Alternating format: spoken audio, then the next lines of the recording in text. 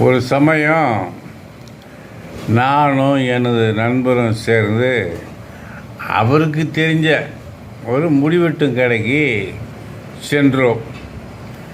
அங்கே போன உடனே,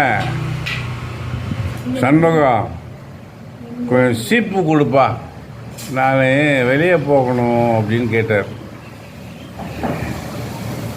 பல்லு ஓடியும் ஜாக்கிரதை அப்படின்னு அவர் சீப்பு எடுத்து கொடுத்தார். நான் கேட்டேன், ஏன்னா சீப்பு கேட்குறதுக்கு பல்லு ஓடின்றாரு, நீ ஏன் கேட்டு கம்முன்னு இருக்கிற, ரெண்டு போடாதேன்னு கேட்டேன் நான். அதுக்கு அவர் சொல்கிறார், நண்பர், அவர் ஏன் பல்லு ஓடையும் சொல்லலைங்க, சீப்போட பல்லு ஓடையும், அதனால் ஜாக்கிரதையாக தரவாருங்கன்னு சொல்கிறாருங்க அப்படின்னாரு. இது எப்படிங்குது கடி ஜோக். அன்பார்ந்த நண்பர்களே, இந்த தேர்தல் வந்த உடனே ஒரு நிகழ்ச்சி ஞாபகத்துக்கு வந்தது. அதை உங்களுடன் பகிர்ந்து கொள்ள விரும்புகிறேன். 15 வருடமாக, எல்லாம் 3 முறையாக எம்எல்ஏவாக இருந்து ஒருவர் 4வது முறையாக எம்எல்ஏவுக்கு நிற்கிறார்.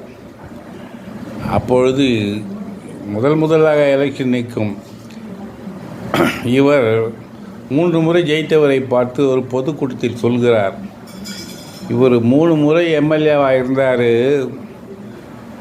ஊரில் சொத்து சுகம் காருன்னு எல்லா சுகத்தையும் ஏற்படுத்திக்கினார், சொந்தத்துக்கெல்லாம் சொத்து சேர்த்து வச்சார் எம்எல்ஏ பதவி அடைஞ்ச உடனே.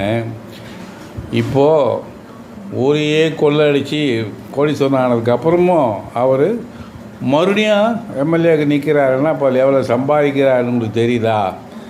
அதனால் அவரை விட்டுட்டு இந்த முறை எனக்கு வாக்கு போடுங்கள், என்னை வெற்றி பெற செய்யுங்கள் என்று இவர் கூறுகிறார்.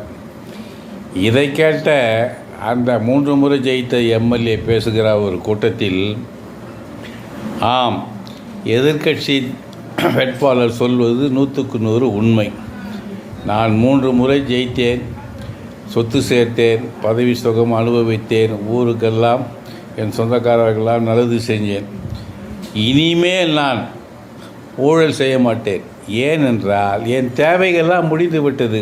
இனிமேல் உங்களுக்கு தொண்டு செய்வது தான் என்னுடைய முதல் நோக்கம். அதனால் எனக்கு வாக்களியுங்கள்.